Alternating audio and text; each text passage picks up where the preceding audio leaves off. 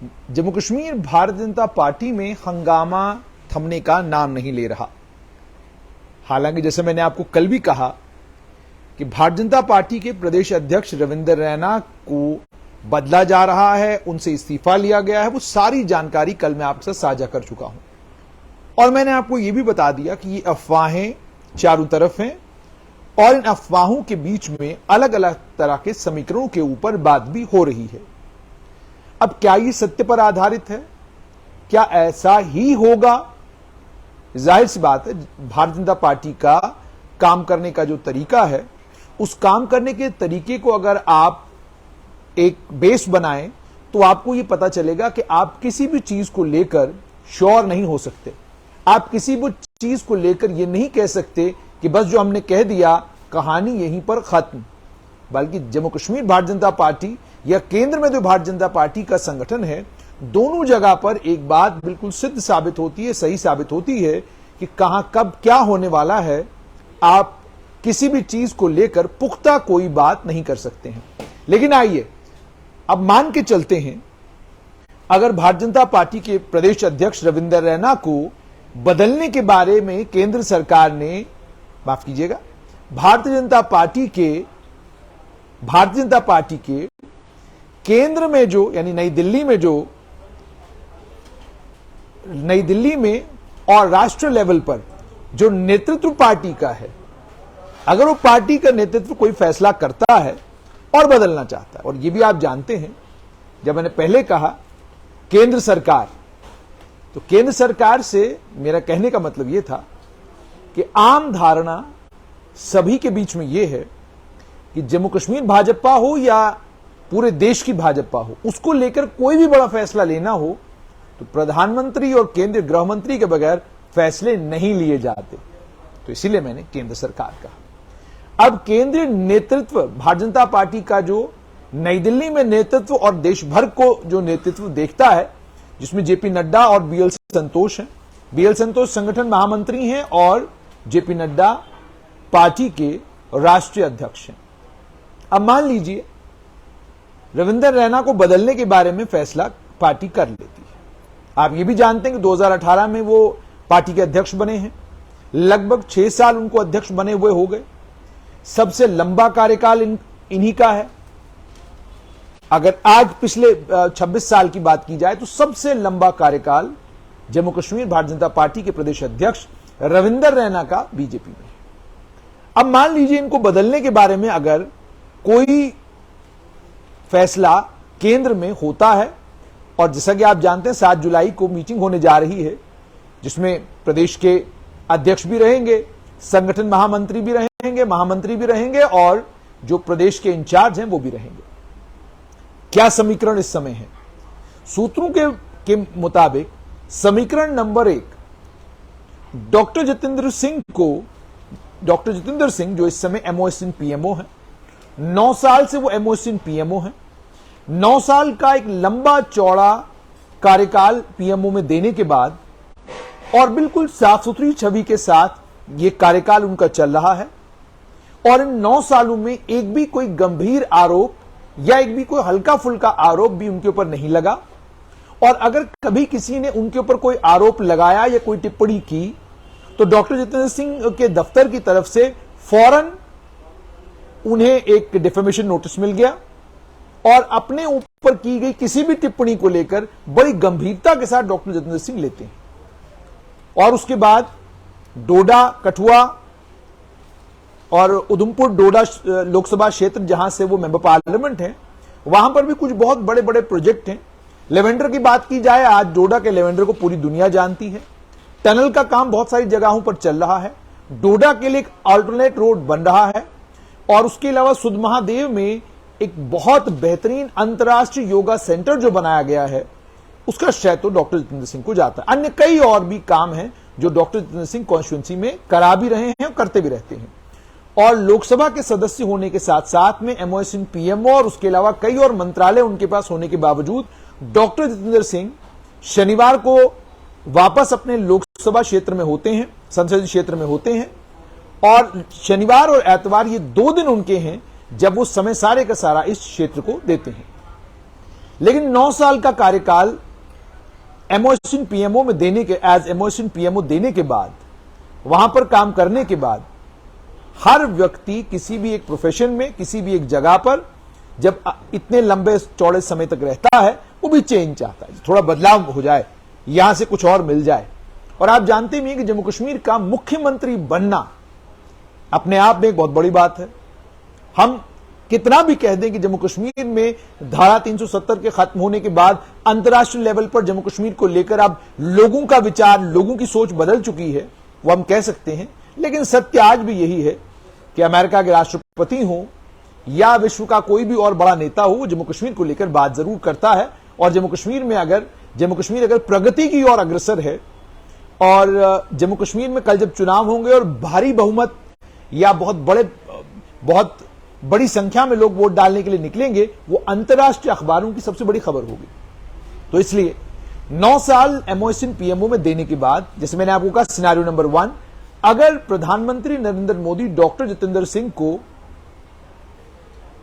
केंद्र से जम्मू कश्मीर वापस भेजने का फैसला अगर भारतीय जनता पार्टी करती है, तो सिनेरियो नंबर 1 ये कि हो सकता है उनको ये कहा जाए कि आप जम्मू कश्मीर चले जाइए, आप आने वाले कल में जब जम्मू कश्मीर में असेंबली के चुनाव होंगे, भारतीय जनता पार्टी की तरफ से आप मुख्यमंत्री का चेहरा होंगे, आप जाइए, संगठन को मजबूत कीजिए और आपको हम पार्टी का अध्यक्ष बनाकर भेजते हैं। सिनेरियो नंबर 1 ये। अब अगर वो पार्टी के अध्यक्ष बनकर जम्मू कश्मीर आते हैं तो उसमें 3 चीजें संभव हैं।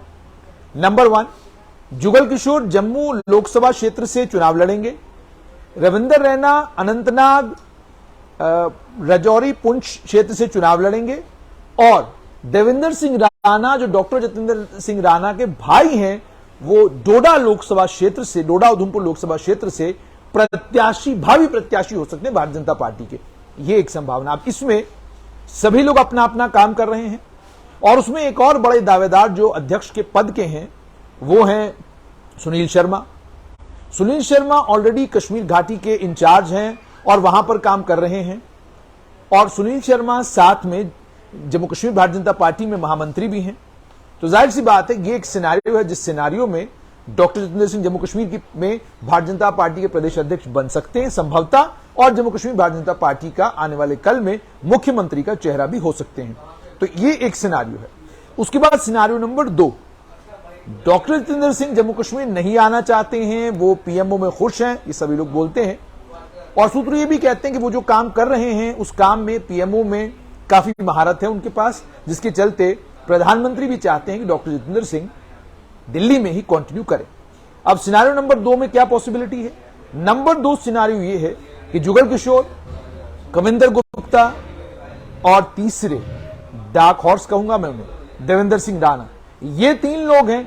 इन 3 लोगों में से भी किसी एक को भी अगर पार्टी का अध्यक्ष बनाया जाता है तो भी कोई अचरज वाली बात नहीं होगी। ये तीनों नेता संगठन महामंत्री अशोक कौल के साथ मिलकर पार्टी के कामकाज को आगे बढ़ाने की क्षमता रखते हैं। अब देवेंद्र सिंह राणा इसमें कैसे आते हैं? देवेंद्र सिंह राणा भारतीय जनता पार्टी में जब से गए हैं, सबसे पहले उन्हें हिमाचल में प्रधानमंत्री के करीब आने का मौका मिला, और उसके बाद अब जो खबर आ रही है वो उत्तर प्रदेश में देखे जा रहे हैं, अलग अलग स्थानों पर उत्तर प्रदेश में देखे जा रहे हैं। उसके बाद ये भी खबर है कि जेपी नड्डा के साथ भी उनकी इक्वेशन बहुत अच्छी है। जम्मू कश्मीर के जो इंचार्ज हैं, चाहे आशीष सूद हैं या तरुण चुग हैं, दोनों के वो करीबी माने जाते हैं, और इसी तरीके से उनके रिश्ते जो हैं वो बीएल संतोष जो संगठन महामंत्री हैं उनके साथ भी अच्छे हैं। और ये भी आप जानते हैं कि उपराज्यपाल मनोज सिन्हा भी उनका काफी आदर मान करते हैं, और वो कोई बात कह दें तो गंभीरता के साथ उस बात को लेते भी हैं, और उस बात का पर गंभीरता के साथ सोच विचार करके उसको हल करने की कोशिश भी करते हैं। और यह भी कहा जाता है, सूत्र ये भी कहते हैं कि केंद्रीय गृह मंत्री अमित शाह भी देवेंद्र राणा को लेकर काफी ऑप्टिमिस्टिक है। ये सिनेरियो नंबर 2 है।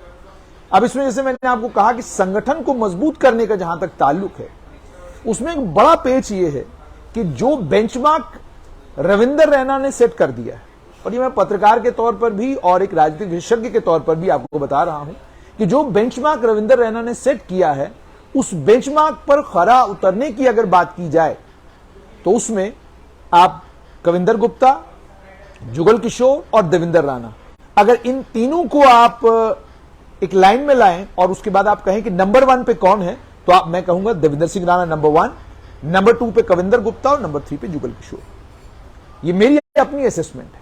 और जैसे मैंने आपको कहा कि वो संगठन महामंत्री अशोक कौल के साथ मिलकर बढ़िया तरीके से काम कर सकते हैं। तीसरा सिनारियो, सुनील शर्मा, भारतीय जनता पार्टी के कर्मठ कार्यकर्ता, किश्तवाड़ में लंबे समय तक कार्यरत रहे, राष्ट्र स्वयं सेवक संघ के साथ करीबी रिश्ते, और उसके बाद कश्मीर घाटी में एक लंबे समय से काम कर रहे हैं। सुनील शर्मा को यह क्रेडिट भी जाता है कि जो बहुत बड़ी और विशाल रैली केंद्रीय गृह मंत्री अमित शाह की दिल्ली में हुई, उस विशाल, माफ कीजिएगा, बारामुल्ला में हुई, कश्मीर में हुई, उसको कराने का श्रेय जो है वो महामंत्री सुनील शर्मा को जाता है। अब ये जो इतनी बड़ी रैली हुई, उस रैली के बाद उत्साह इतना बीजेपी में था कि सुनने को यह भी आया कि शायद प्रधानमंत्री नरेंद्र मोदी भी घाटी आए और इतनी ही बड़ी जनसभा हो और उस जनसभा को प्रधानमंत्री संबोधित करेंगे। अब सुनील शर्मा ने जो जनसभा कराई, उसकी खास बात क्या? उसकी खास बात यह कि घाटी में पहली बार किसी क्षेत्रीय दल के बगैर एक राष्ट्रीय दल ने एक बड़ी महारैली की। हालांकि हो सकता है किसी क्षेत्रीय दल ने कोई मदद भी की हो सुनील शर्मा की, लेकिन चेहरा सुनील शर्मा थे। रैली बीजेपी की थी, करा बीजेपी रही थी, और यह सब कुछ संभव हो पाया कश्मीर की धरती के ऊपर और बिना किसी क्षेत्रीय दल के। यानी आप नेशनल कॉन्फ्रेंस का झंडा वहां नहीं था, पीडीपी का झंडा वहां नहीं था, पीपल्स कॉन्फ्रेंस का झंडा वहां नहीं था, अपनी पार्टी का झंडा वहां नहीं था। तो यह तो एक बड़ी कामयाबी थी सुनील शर्मा की। उसके बाद सुनील शर्मा जो है घाटी के इंचार्ज हैं और वहां भारतीय जनता पार्टी के विस्तार का काम वो देख रहे हैं। सुनील शर्मा को लेकर संगठन का भी यह मानना है कि जो मापदंड तय किए गए हैं, उन मापदंडों पर सुनील शर्मा खरे उतरते हैं, और अगर उन्हें पार्टी का अध्यक्ष बनाया जाता है तो अध्यक्ष के पद पर बैठकर जो काम उनसे लेने का, पार्टी को जो काम लेने की अपेक्षा है, उस पर वो खरे उतरेंगे, इसकी संभावना बहुत ज्यादा है। और सुनील शर्मा को लेकर यह भी माना जाता है कि जो मापदंड रविंद्र रैना ने, या जो बेंचमार्क रविंद्र रैना ने तय किया है, उस बेंचमार्क पर भी वो खरे उतरते हैं। युवा है, युवाओं के साथ अच्छा कनेक्ट है, आम लोगों के साथ बात करते हैं, लेकिन कुछ जिसे आप कहेंगे माइनस क्या क्या है। नंबर 1, सुनील शर्मा जम्मू संभाग के यदि अध्यक्ष जम्मू कश्मीर भारतीय जनता पार्टी के अगर अध्यक्ष बनते हैं तो कश्मीर पर तो पकड़ रहेगी, डोडा और बाकी इन इलाकों पर, राजौरी पुंछ पर तो पकड़ रहेगी, मगर ये जो हार्टलैंड है, डोगरा हार्टलैंड जिसको मैं कहूंगा, इस डोगरा हार्टलैंड में जब आप लोगों के बीच में या जनसमूह में जाते हैं, तो आप लोगों के साथ जब संवाद करते हैं, और संवाद करते समय अगर आप लोगों की जो मातृभाषा है उसमें संवाद करते हैं, तो लोग आपके साथ ज्यादा जुड़ते हैं। यानी आप कश्मीर जाएं और किसी के साथ कश्मीरी बोलें तो वह व्यक्ति आपके साथ बड़ी जल्दी कनेक्ट होगा। आप जम्मू आएं और आप किसी के साथ डोगरी बोलें तो आदमी आपके साथ बड़ी जल्दी कनेक्ट होगा। आप बिलावर जाएं, आप डोगरी बोलें तो एक व्यक्ति आपके साथ बड़ी जल्दी कनेक्ट होगा। तो ये इसे एक ड्रॉबैक मानिए। और दूसरा ये कि सुनील शर्मा थोड़े असर्टिव हैं। असर्टिव का मतलब ये कि अगर उन्हें कोई काम दिया जाएगा, वो अध्यक्ष के पद को अध्यक्ष की तरह चलाएंगे, और जो संगठन में बाकी लोग अलग अलग पोजीशंस पर हैं, निचली पोजीशन पर कोई है, ऊपर वाली पोजीशन पर कोई है, वो जिस पोजीशन पर हैं उस पोजीशन पर जो काम उनको सौंपा गया है वो उनसे वही काम लेंगे। यानी ऐसा नहीं होगा कि आप संगठन में नंबर 2 हैं, आप संगठन में नंबर 3 हैं, लेकिन आप संगठन में नंबर 1 का काम कर रहे हैं। वो सुनील शर्मा के होते हुए मुमकिन नहीं है, पॉसिबल नहीं है। सुनील शर्मा के लिए एक और प्लस ये कि केंद्रीय गृह मंत्री अमित शाह के साथ सीधा संवाद है उनका, और एक और चीज जो उनको, जिसका क्रेडिट उनको जाता है, श्रेय उनको जाता है, गंभीर है हर एक चीज को लेकर। यानी किसी भी चीज को लेकर आप सुनील शर्मा का जब विचार सुनेंगे तो आप उस विचार को हल्का नहीं सुनेंगे, बात करेंगे तो गंभीरता के साथ करेंगे। तो सुनील शर्मा भी एक ताकतवर प्रत्याशी हैं अध्यक्ष के पद के। मगर जो जानकारी मेरे पास है सूत्रों के हवाले से, सुनील खुद भारतीय जनता पार्टी के अध्यक्ष नहीं बनना चाहते, क्योंकि उनका यह मानना है कि जो काम उनको सौंपा गया है कश्मीर में, वो काम करना चाहते हैं। वो अपने क्षेत्र में पर फोकस करना चाहते हैं। वो अपना फोकस अपने क्षेत्र और अपने काम से नहीं हटाना चाहते। उनका जाती तौर पर सूत्रों के हवाले से उनके जो करीबी लोग हैं, उनका यह मानना है कि संगठन को रविंदर रैना चलाएं, संगठन को कोई और आदमी चलाए, सब में क्षमता है संगठन को चलाने की, और संगठन जो है कार्यकर्ताओं से बनता है। जब पार्टी का कार्यकर्ता आपका मजबूत हो तो संगठन के ऊपर अध्यक्ष के पद पर आप किसी को भी बिठाएं, कोई फर्क पड़ने वाला नहीं है। संगठन को कार्यकर्ता चलाते हैं, कार्यकर्ता मजबूत हैं तो संगठन मजबूत रहेगा। सूत्र ये कहते हैं कि ये विचार सुनील शर्मा का। लेकिन अब आप जानते हैं कि भाजपा के काम करने का तरीका यह है कि दो आदमी तय करते हैं और उसके बाद वो बात बिल्कुल दबी हुई रहती है और उसके बाद उस बात की चर्चा तक नहीं होती और अचानक एक ऑर्डर आता है और कह दिया जाता है भाई आप पार्टी के अध्यक्ष हैं।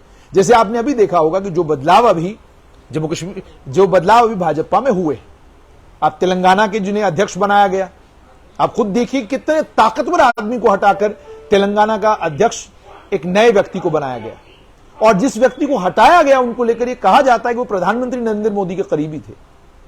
यानी आपको आंका जाता है, आपको मापा जाता है, आप काम क्या कर रहे हैं आपके कार्य के अनुसार।